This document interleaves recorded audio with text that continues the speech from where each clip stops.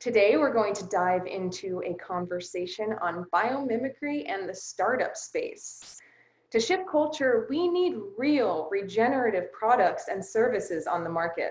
And in order to be successful, we need to understand how to overcome some roadblocks in becoming a startup, how to attract investors, and how to convey that biomimicry is not only good for planet, but it's good for business too.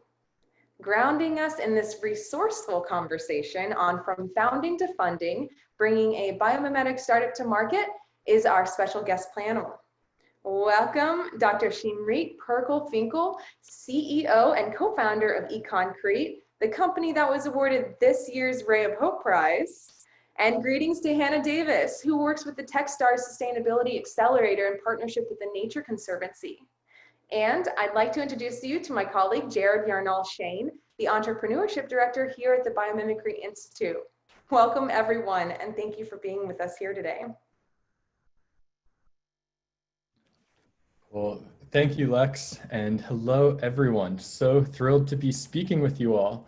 I'm here in the middle of the US in Indiana, and I just wanted to echo what Lex said about how we're living in somewhat traumatic times. We have the fires happening on the West Coast in the US. We have locust swarm in Africa, of course, a global pandemic and a global reckoning with racist systems that have been built. Yet I think that this conversation is going to leave you all with some hope.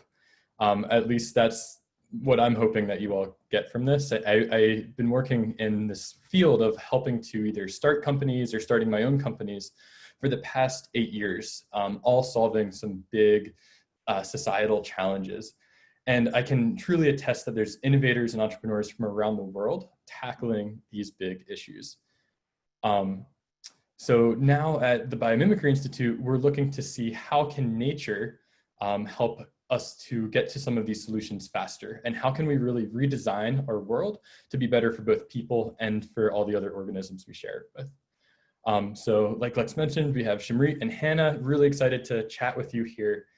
So Hannah, could you tell us a little bit about your work at Techstars and the Nature Conservancy, and also about how you got to this point? Yeah, and thanks so much for having me. I'm a big fan of the Institute, so really honored to be a part of this conversation today. So as Jared said, I am the program director for the Techstars Sustainability Accelerator that partners with the Nature Conservancy. We're located in Denver, Colorado. So for those who aren't familiar, the Nature Conservancy is one of the world's largest environmental nonprofits. They're in, I think it's up to 76 countries now, all 50 states. And they're really working to create a world in which nature and humans can thrive together. And they started that in land conservation, but now they do all sorts of things, focusing on 4 categories. So protecting land and water, providing sustainable food and water, and natural solutions to climate change. So we partner with them as Techstars to support startup companies working in those 3 categories I just mentioned. We'll run a 3-month accelerator program once a year with 10 startup companies that go through it. And what we try to do is help them make progress in the 3 months that we work with them that might take them otherwise 2 years. It's just this like hyper, as it's called, accelerated journey for them. And then we support them long after the accelerator in the success of their business. Before that, I worked in a similar accelerator focusing on women-led startup companies. So I've been in the startup space for a while, took a permaculture design course and always had a passion for learning more about nature, and hope to learn some on this call in this conversation too. Thank you, Hannah. I love it. And Shimrit, it has been a pleasure to work with you in one of our own kind of accelerator programs, the Ray of Hope Prize with the Biomimicry Institute. So could you tell us a little bit more about your company and what led you to starting the company? Sure. Hi, everybody. So excited to be here today. I'm the co-founder and CEO of ECOncrete. In half a word, just to give the starters, we're helping coastal and marine infrastructure that are based on concrete to have more ecosystem services and more biodiversity. Myself, I'm a diver. I'm a PhD in marine biology, and my driver to go into this business was loving the oceans and the ecosystems that I love to explore. I've been diving in over 30 countries over the past 20 years or so, seeing amazing coral reefs and oyster beds and diving in between mangroves. But I've also seen a lot of devastation, and unfortunately a lot of that is associated with human development along the coastline. And we developed ECOncrete to give a solution that can be applied at scale while using biomimetic approaches that go really, I think, in every layer of our activity, but in a way that's actually applied and could be adopted by the industry. And our vision is to really change the way coastal construction is being done, so that in the future, we won't have any concrete deserts on the waterfronts. We'll have teeming waterfronts and amazing sea life. Oh, I love it. And ECOncrete is such a great example of what we like to say are like the three main parts of biomimicry. You're obviously like emulating these natural structures of coral reef and oyster beds, and tide pools. And then you also have this great ethos. Like you started this company to, like you said, because you witnessed all this damage that was happening, and also that recognition that as climate change continues to happen, we're going to have to protect our coasts even more. And then I think, of course, I love that you help reconnect people to the natural world. So if you go to New York City Harbor, you can actually see a living waterfront instead of one that's just dead. So I love that. And you have projects out there in the world now. Can you tell us a little bit about how some of those are going and the value that they're bringing to your customers, and maybe even who are those customers? Sure. So at the moment, we have about 30 different installations in 8 countries and across 6 seas. So we have different ecosystems, and we have different products. I didn't mention that, but we can build seawalls, we can do coastal armor blocks, tide pools, as you mentioned, so practically different applications. The projects are done in collaboration typically with different stakeholders that are either holding the property of the waterfront, so it could be a city agency or economic development corporation. Some of their clients are ports. Now we're just launching an amazing new project in the Port of San Diego. You can expect a new product just coming up in 2 weeks' time at the Port of San Diego. We have some in the Port of Hamburg, Port of Monaco, Port of Netherlands, Rotterdam. So it's really a diversity. Our goal is to showcase the technology in different ecosystems and to different stakeholders so that people will adopt it. And it's a challenge because obviously it's a new technology. We're not a huge company, and it's a huge coastline. So we're just taking our first steps, and that's why I also appreciate so much the Biomimicry Institute and the Ray of Hope Prize for kind of giving us amazing wind to kind of advance this. Yeah, we're happy to support you here, Shimrit.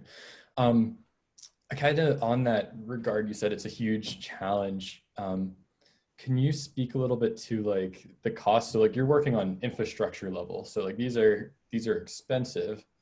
And I know that you've been going through some fundraising. So would just love, if you can share a little bit, would love to hear a little bit about how that process is going. And then Hannah, would love to also hear from you, like from your investment lens, like how do you measure the success of environmental companies and companies that help make a positive impact on the earth? Sure. So I think there comes a life in the startup kind of time frame where you have to get some funding. For us, we were pretty fortunate to have seed funding from angels that supported the vision. I think for me, it's very easy to explain why we need to have this technology scale. And when you get to a bit of a later stage, when you're validated your technology, you typically need to go to venture capital, which is a bit more challenging. And I think that having a biomimetic technology is actually an advantage for getting investors because it has much more depth, it has more layers. For us, for example, the fact that we're working with nature, for nature and society, gave a lot of advantages. We're seeing ecological advantages for which we actually designed the technology, but we're also finding out that there are structural advantages that come from the marine life that thrive. And there's educational opportunities that we didn't necessarily design for. So I think that's what investors really appreciate. And I'm happy to say that now we're closing an A round, kind of a classic investment for starting to scale. We have 2 impact funds in our company. So I think that's something that speaks for that. When you're doing something that's inspired by nature, there's impact involved, and then you could definitely see yourself getting support from impact funds. And I think that Hannah can explain more about that. Yeah, and congrats on your raise. That's really exciting. I can't wait till I can travel again and, you know, maybe go check out some of your structures. I've done a couple, I'm not a great diver, but I have gone diving before. So yeah, in terms of the question around measuring impact investing, I think that's kind of what you're curious about, Jared. There's not a one size fits all, as there shouldn't be, since everyone's working in kind of different ways of impact. Of course, there's the environmental section, which we're talking about today, and sustainability, but there's all sorts of other health, education, et cetera. And even within environmental, you'll find investors in impact tend to be pretty specific in terms of what they're interested in. And so in my experience, it's like, I'll be working with an investor that's, you know, what they care about for the metric is carbon, you know, how many gigatons of carbon can be removed. Or you'll find investors that are like, we invest in oceans, and they tend to be more specific so that they can really go deep and add value to the companies that we're working with. As a startup, you're always wanting to look as much as you can, not just for the money, but what comes with that money, what connections, what resources, what knowledge can you get also from your investors, because they really join as partners in the company, and the success of your company is successful to them both. One thing that we look at in terms of measuring metrics with our company is, in a typical startup, you'll be wanting to look at like, what are the metrics that you're tracking? So value and growth are kind of 2 main ones you'll see in startups. But in our program, accelerator program, we're tracking value, growth, and impact metrics. And that metric will depend on the company. So some of them that are working with, you know, regenerative agriculture, maybe it's number of trees planted or something like that. So it'll change really depending on what you're seeing. And then, you know, there's also different types of impact capital folks can be utilizing. So Shimrit talked about doing our A round with more traditional VCs, but starting with angels. There's also kind of impact investors along the range of like, we're an impact investor, but we expect full market returns. And so kind of investing like a typical investor in terms of the returns, but also want that impact. And then you'll find, you know, investors that have more what they call like catalytic capital or concessionary capital, where they're saying, no, the impact that we're measuring here is as important or more important than the returns. And we're willing to look at a longer time horizon, or look at it kind of, you know, maybe not as big 10x return or something, because the impact is part of that return. So I think it's really important for startups to understand what they need, where they are in their stage, and kind of find the right investors to fit that. Interesting.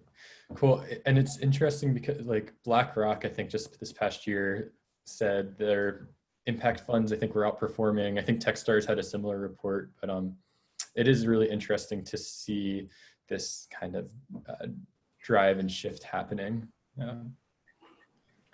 I think that actually there's been, within the lifetime of ECOncrete, and we're not such a young company, it takes a long time to validate growth of corals and marine organisms. When we started, my tools for getting money from different foundations was mainly through clean tech, which was around probably, let's say, as little as 2015. And between then and now, we see that we have a lot more impact. We have climate tech. We have different new agendas. And I think that the impact is now, it's another ask. It's not something that is kind of compromising from the investor perspective. It's actually an addition. I think that the ecological, for us, let's say the impact, the ecological impact, which is directly linked to, I think, nature-inspired solution, is very difficult to measure. I mean, on some aspects, and on others, for us, for example, it's the number of species, the amount of filter feeders that can clean the water, how much calcium carbonate are the oysters growing and offsetting carbon in that growth. So some of those measures are really easy, but on the other hand, they're not linked to financial returns. So there is still a gap there, I think. I also think one thing you mentioned that's really important is the time horizon. A lot of the companies that we work with are working on the speed of nature and photosynthesis. You know, you can't hurry up your cycles of trees being planted or something in ag or something like that. And so it's a really different framing for a lot of traditional investors that are kind of like software, run the iterations, you know, experiment, move fast, where it's in a lot of these types of companies, you're moving at the speed of nature, which is a little bit of a different framing. That's such a good point, Hannah. Yeah, patient capital, right? I think is a good term for that. And what is the typical like expected return time? Is it 7 years or is it even faster now for like a traditional VC? Yeah, I still hear like 5 to 7 years a lot. At least what people hope for based on their kind of how they're building their fund structure. Yeah, which is, you know, possible a lot of times for digital companies. But I think one thing that's really interesting is we're seeing so many of these startups that are inspired by nature are really like materials companies or construction companies like ECOncrete. Yeah, there's some of the other participants in the Ray of Hope Prize cohort I would consider kind of in this advanced materials or even surface coatings. So the runner-up this year was a company called Cypress Materials, and they looked to the Cypress morpho butterfly to see how light waves would reflect off of their scales. So it's not actually that bright, vibrant blue, it's how the light waves reflect off. And yeah, I think that was just a really interesting example because in that paint space, in that kind of manufactured space, you need to have huge bulk numbers to be competitive. And that one of their kind of challenges and kind of keys to growth is being able to get those bulk orders. So I'm wondering if we can touch on a little bit like this balance between environment and money. So Shimrit, I think you talked a little bit about how you have these kind of unintended consequences, which are great, like education, stronger structures, but can you dive into that a little bit? Yeah, so I'll give a little word about the technology so that people can understand. We've developed a new admix component for concrete that is almost like salt and pepper for the concrete mix design that allows for marine life to thrive. In regular concrete, you typically only see kind of weedy species and sometimes invasives. So the admix component is the first part of the technology, and we try to mimic features of a natural surface. And then we are seeing also textures that are kind of drawing inspiration from oyster shell or coral polyps. And finally, we're doing three-dimensional designs that mimic, for example, rock pool formations or overhangs and holes and stuff. So all of that works together. And that's what we design technology. Can we take a seawall, like the wall behind me, and make it a habitat without losing the strength or the functionality, so that, let's say, a vessel can still dock next to it without getting scratched, without getting any damages.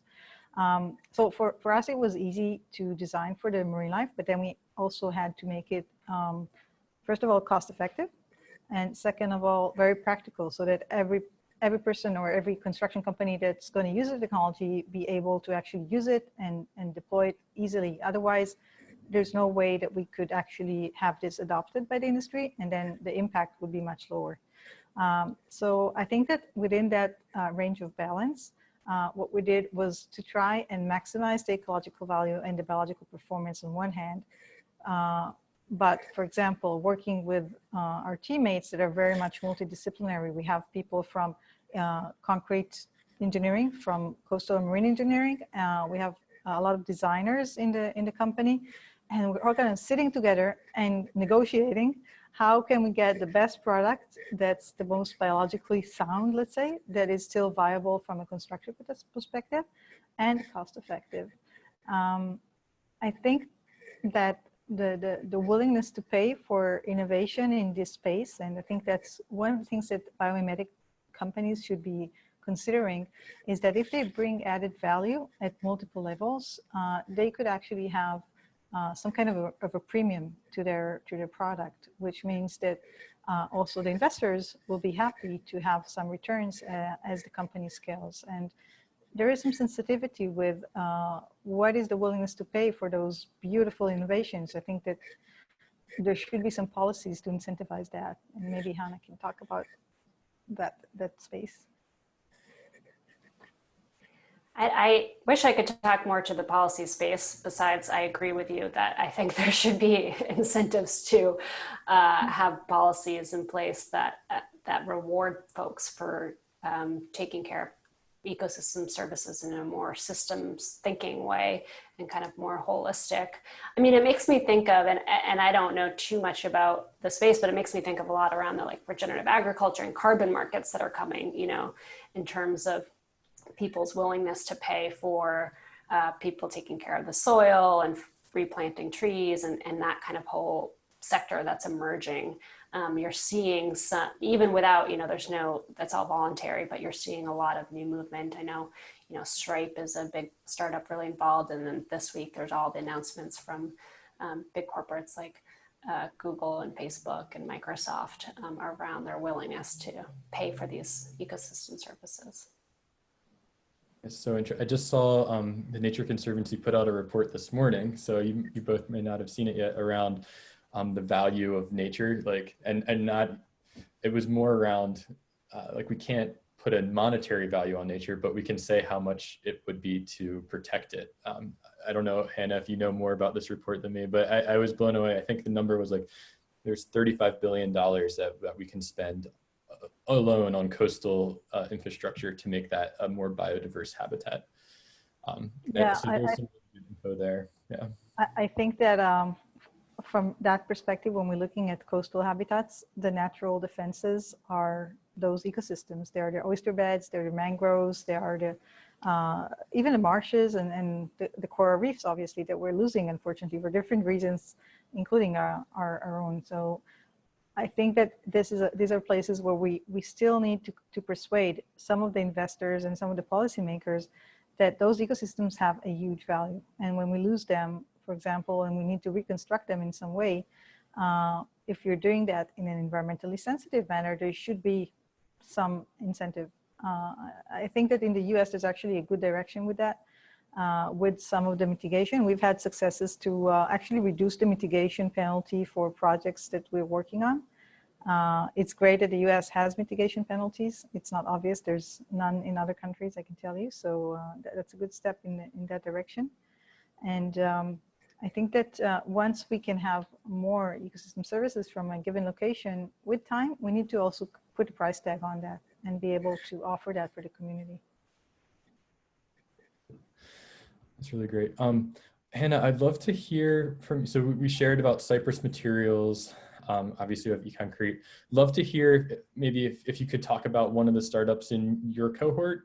And I know you oftentimes really focus on kind of that technology lens. So I think it'd just be really helpful to see what's happening there, especially considering Techstars' kind of reputation in the startup and investor world.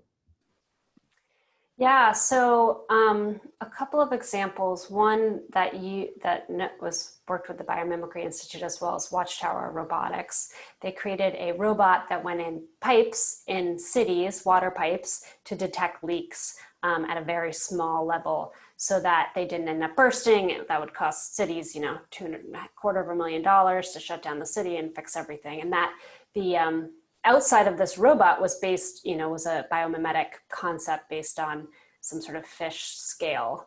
I am not equipped to talk the specifics of that, but they were really involved and really, really passionate about biomimicry. You know, it was a pretty classic that I see a lot is, you know, PhD, built this company at MIT, went through it, and then kind of decided to commercialize into a company. Another one that I'm going to ask you, Jared, if this is a biomimetic. For those listening, I don't have a huge background here, so I'm learning and really passionate about it. But like many on the call, I'm kind of a novice in biomimicry.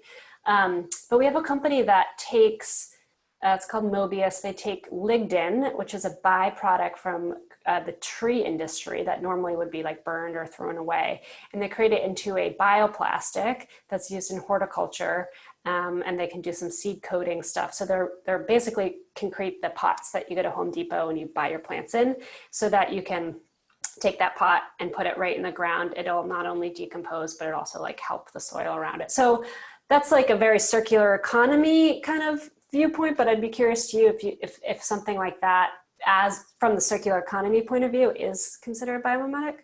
Yeah, I'd have to dive, I think, more into that specific use case, but certainly we see circular economy come up over and over again in the world of biomimicry. So I think it's also important to mention, like we've just talked about so many different industries: paint, construction, agriculture, new products, new materials, that I think it's important to remember that biomimicry isn't an industry. It can be applied throughout multiple and almost all industries.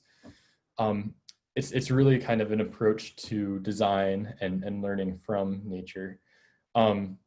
A great circular kind of economy startup that we had is a group called Change Water Labs, also started by a PhD founder. Interesting trend there, just wanted to note. And what they did is they were looking to see, well, how might we get rid of waste? So how might we evaporate water from waste? Water makes up 95% of our poop and pee. So if we can evaporate that out, we have a much more compact and less harmful kind of solid that we can then treat and maybe turn into fertilizer. So they're currently piloting this in Uganda. They have another pilot set up. It's currently on hold for a refugee settlement. So I think, again, there's a sanitation example, but with the circular economy component, because they can recycle that, the waste could actually be used as fertilizer, which I find really interesting. I think that for us, circularity is actually an issue because we would like to be fully circular, but the concrete industry and the construction industry, especially in the marine environment, is not there yet from a technical perspective. And you can't really use recycled concrete or sometimes even recycled sand and recycled aggregate when you're doing marine construction that has to endure 30, 50 or 100-year life design. And let's say protect the coastline from a superstorm Sandy scenario. But we think of it as a slightly different approach. We want to keep the structure there forever or for as long as possible, more than even the original intended lifespan. We want to have that structure become a part of the ecosystem, a part of the reef system, and also accommodate a lot of biodiversity. And I think that biodiversity is a real driver for circularity because it allows for so many different components of the ecosystem to function and to allow for more diversity of components that can kind of interlink. So that's our vision. But we still, on the technical perspective, we did find ways to integrate circularity. So for example, when we're putting up our mold systems, we use separate materials always so that we can reuse or break them down and just change part of them. And our admix that I mentioned, it is kind of a part of our secret sauce, is made nearly entirely of byproducts. So I think that, again, it's linked to that nature of innovation being very much in tune with what's going on our planet. I love that. Kind of want to switch gears a little bit. So we just mentioned a little bit about the founding teams. Like it seems like all of these biomimetic startups that we've mentioned so far are rooted in deep science and deep academic research. Yeah, maybe Shimrit, you have a PhD. Can you speak to that a little bit, and then also the importance of that diversity on your team then as well? Yes, so I can tell you, first of all, I met my co-founder at the university. When we started to work together, I started my PhD and he just started his bachelor degree, and he was literally helping me build artificial reefs. So that's a good melting pot to start with. University helps us learn how to learn, And I think that's the most important thing. Like I learned marine biology and I'm doing concrete and I'm an entrepreneur running the company now. So I don't have a business degree, and you don't have to have, in my opinion, a business degree to run a company, at least to a certain stage, let's say. I think that from our perspective, stepping out of academia was mainly because of us wanting to really make an impact at a very large scale. When we started a company in 2012, I think academia still did not foster innovation the same way it does now. And this is where I think I see a lot of change. Now I feel that there are a lot more programs that facilitate startups to actually emerge out of university. For us, it wasn't that. We actually got told off by our professor that wanted me to be a full-time professor in his department. So it took him time. Now he really appreciates what we're doing. So I would encourage people to go to academia and to actually look at applied science, look at what's making you passionate in life and pursue that. And you can make that into a business if you find that impactful. And for the multidisciplinarity in our company, we have 3 PhDs and 3 engineers altogether. And they're from completely different disciplines. And we did that because to make a project work in a very much holistic way, we need to have, first of all, different traits, and second, people really working outside of the box and working together. And that's been working quite well for us. I really want to thank my team here, if anybody's listening, because they're awesome. And Hannah, I'm curious about, like, as you see teams come into Techstars and then teams grow, are there any kind of trends that you're seeing there, or things that you would like the attendees to take away? Well, our investment thesis is team, product, market, idea, or maybe it's progress. But the point being, the first 3 things we look at our team. And we're investing in pretty early stage pre-seed to Series A companies. And so that founding team is just so important. And I see all sorts of folks from, young to older. We do have quite a few PhDs. I've always loved working with them, but we have a lot of folks that don't have, a science background as well. A lot of entrepreneurs that don't have a business degree. So I would say entrepreneurship, you got to have the spirit and the grit. And there's a lot of great resources out there to help folks. One website, if you are thinking about starting a company, is toolkit.techstars.com. We have like 18 how-to video resources that are really helpful. That's kind of a lot of the Techstars secret sauce we just wanted to put out there for the world. So yeah, I think entrepreneurs come in all different varieties, but making sure that your co-founder and your founding team are the right team is like the #1 metric we can tell of success of a company in terms of if they'll shut their doors quickly or not. Yeah, I think there's like the stat out there is like 60% of companies will ultimately fail because of team or people problems. So it's so critical that you, that you invest in that early and often and have a diverse team that supports each other. And just another resource.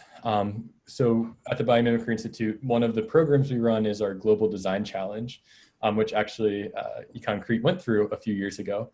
So that will really help you kind of conceptualize a new nature-inspired idea. And then we work with those top ideas in what we call our Biomimicry Launchpad, which is an early stage startup training. We pull some resources from the toolkit, which is a great resource, Hannah. But it's really all around understanding the value that you can bring to specific customers. Because I think that's the thing that a lot of times people with an idea maybe don't necessarily grasp onto, is how do you really understand why someone may pay you money for this? And that's true for profit, nonprofit, and everywhere in between. You have to understand the value that you're giving to someone. On that point, I think all of us support and are geared towards supporting kind of for-profit organizations. ECOncrete is a for-profit organization. Can we maybe touch on like why for-profit? For me personally, it's because we can rapidly and quickly respond. Kind of that pace, like you were saying, is in academia, government, things oftentimes move slow. In kind of the business world, you're able to move fast. But yeah, I'd love to hear from all of you. Yeah, that was exactly it. I mean, we felt like doing a master's or a PhD, you have to, you have to get the funding and you have to run your program, and you just have to wait for ages for things to move. And I was that way. I mean, I was ready to finish my PhD in half the time if I could have. And we just didn't want that to slow us down. And I think that the startup that's what it is. It's agile. I can tell you that now when we're starting to scale, we started to work with big corporates. And that's a huge challenge for startups, for any startup, not to mention one that's kind of nature inspired, trying to work with a big cement company. But those multi-billion-dollar companies are also, they're working completely different. They have a lot of inter-company regulations and processes and even politics. And so I feel very comfortable in my position as a startup because we can make decisions pretty easily. I mean, we have to take care of involving all of our shareholders and our board of directors, which is very supportive.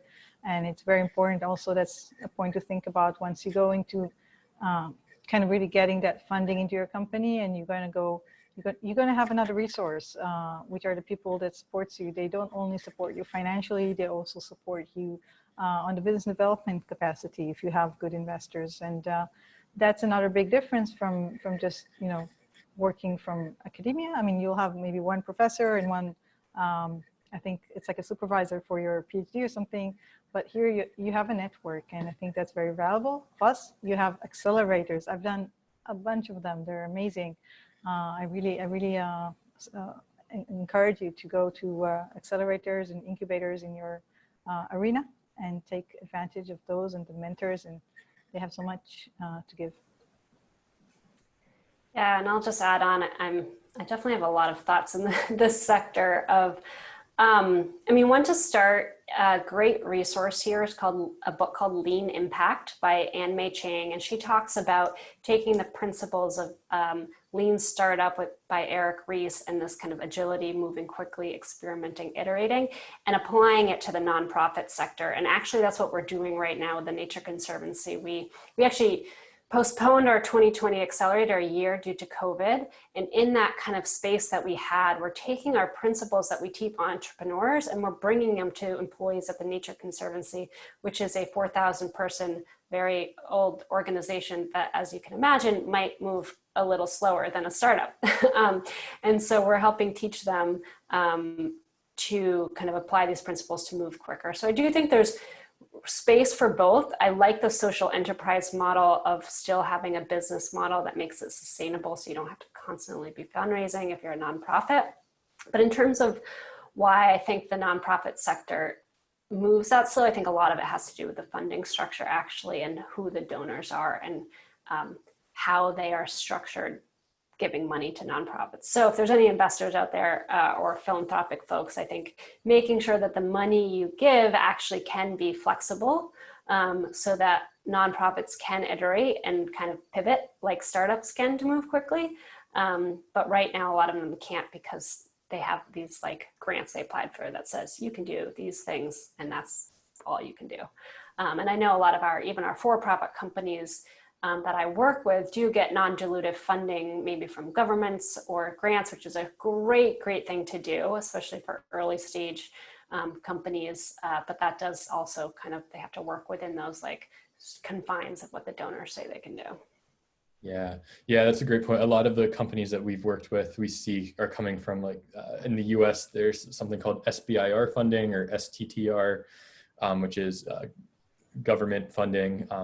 Equity free, it's a grant, but there are some strings attached to that grant. But it's a great starting place. But a question I have there's also like the flip side, like once you start to take investment funding, we kind of talked about people are going to want a return on investment.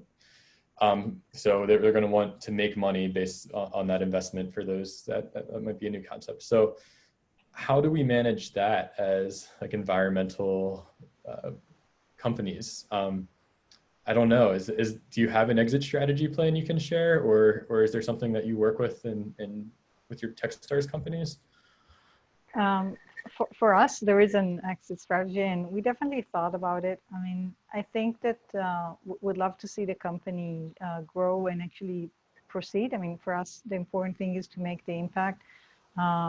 It's not necessarily that ECOncrete and our team will be the best to really scale it to its maximum. So it is possible that some of the bigger companies that already had a big market grasp and a good spread of manufacturing, of distribution, of even marketing and sales could make it much more easily and more effectively, maybe help us do it quicker, and then we'll save more coastlines.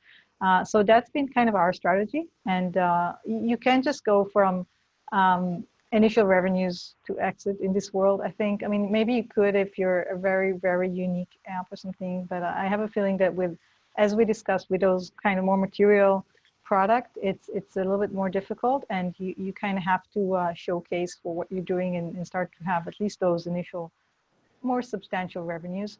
And for that, you need partners, I think, at least for us. So our model is to partner with companies that do operate in this space. And maybe now we're looking into licensing the technology as opposed to selling it. So we're going to license it. I think that's kind of the first step towards that. We're going to get a sense of the market, working with a much larger partner. And then hopefully the exit strategy is maybe that partner will eventually decide that it's worth acquiring. And that's where I think at least on the mid scale, we can look at like an exit. Yeah, I see a lot of similar patterns in the companies we work with. And one, in terms of that balance, one thing I'm excited to look more into is the long-term stock exchange. LTSE just launched, I think, this week. So I haven't had a chance to look much, but what they're trying to do is kind of look at investment from a longer term horizon view. And I really think that this could be a cool framework for incorporating a lot of environmental companies and what they're doing. It's not focused on that. I would imagine there could be, some biomimetic type principles in there if we dug in. So I think that's a cool upcoming structure, because right now, I mean, all the companies we work with are building sustainable businesses. I mean, we'll have a lot of investors at our demo days that, they're there not because of anything to do with sustainability. They're there because we're investing in companies that have a huge market, good business model to make a lot of returns and make a lot of impact. But I do think the incentive structure of investors isn't always necessarily aligned with environmental impacts, and there's a lot to still be desired there, and a lot of cool people are working on it, but always can do more, I think, in the space. Yeah, thanks for sharing. I guess switching gears a little bit, would just love, so Shimrit, you're in the startup grind and hustle right now, and Hannah and I have worked with a number of startups, but what are some, Shimrit, for you, I guess, what is like a roadblock or a challenge that was really hard to overcome in your early stages? And if you're comfortable sharing, what is maybe a roadblock or challenge that you're facing at this current time? Sure, there's always challenges. There's layers of challenges, and that's a part of the challenge and a part of the fun to overcome them. I think initially it was a struggle to have engineers, when I walk into a room, a marine biologist, actually look at the technology as something serious that they can adopt. So I think in the first couple of years, and not talking just about the validation, which is a completely different story. Even when we felt like we validated technology, there was still a lot of persuasion and having to really, work double hard because of our backgrounds to make the point that it's not only about the fish, which unfortunately not a lot of the decision makers around, let's say, the project procurement table care about the fish. So we had to really persuade him about the technical perspective, and that was something that took a while. And now we're seeing a lot more openness. I think the entire world is now moving more and more towards more environmental technologies, and hence climate tech. is now a thing. I think now the main challenge is the business model. And that's a trick, I think, for every startup. What is the business model? How can we now, when we've already proved technology, we have initial adoption from clients, how do we make this work? How are we going to make this machine work at scale and generate revenues? So for us, it's, and you don't have enough time to do a trial and error. So you really have to do a systematic work and to study your market and to really talk to a lot of people, consultants, and as I mentioned, to consult your board structure and to see what is the best model for you to work on. And that's our current challenge. Hopefully we're in the right way.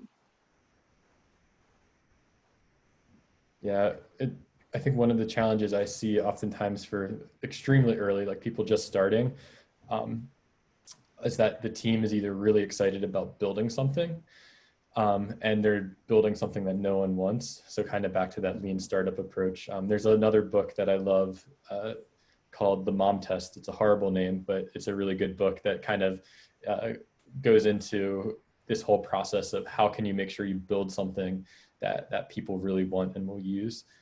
So that's like one side, one roadblock that I think people have to overcome. And then I think on the flip side is you have people who are really excited about like money or making a difference, but they're not able to actually build and make the thing that they're talking about. And in that case, I think you have to go and find some of these technical people. You have to oftentimes have a technical co-founder. Maybe it's someone with a PhD, maybe it's someone who knows how to code, depending on what your solution is. But yeah, Hannah, what do you see at Techstars, you're working with some folks that are a little farther along than that, but. In terms of blockers, or sorry, what's the question? Yeah. In terms of like roadblocks and challenges of like participants in your cohort. Gosh, everything. I think the business model and the growth structure is huge. Sales, getting the right connections, long sales cycles. So a lot of our companies sell into governments, or that tends to be a big customer. And so again, back to that bureaucracy, they're not moving at the speed of startups. And so sometimes, it can be 9 months of conversations or something. That's a big challenge that we see. I think fundraising is always a challenge. It's time consuming. Everyone's like, oh, I'll do this in 2 months. And it's a 6-month thing. It takes most of the CEO's time. It's really and then there's the whole kind of getting connected to the right people and everything. So I'd +1 to all the stuff you said and add those in there. Yeah, I forgot about that one. How could you forget? It's amazing to think about. I think that in this round, and I'll be very honest, I talked to almost 100 groups to get those 5 investors. So that's something you need to expect. Plus doing it in the middle of COVID was an extra challenge. I know that now I hear more and more people that manage to raise funding in this critical time. But for us, we already had a funding structure. We had a signed term sheet that for those of you who are not familiar, the term sheet is like the general terms of the deal. Once you agree on that and sign on that, it kind of goes to the lawyers and you can rest a little bit. Hopefully, most of the times once you sign a term sheet, everything matures to an investment. So we had the term sheet saying X and it was signed, and COVID made it different. But we're still so fortunate to have that investment, because I know of many companies that just had deals dropped completely and they lost their whole startup. So that's definitely something to consider. It's very exhausting, and now to do everything virtual, I think that investors, because as you said, Hannah, they invest in people, in teams, and now you only get a fraction of that when you're doing that virtually.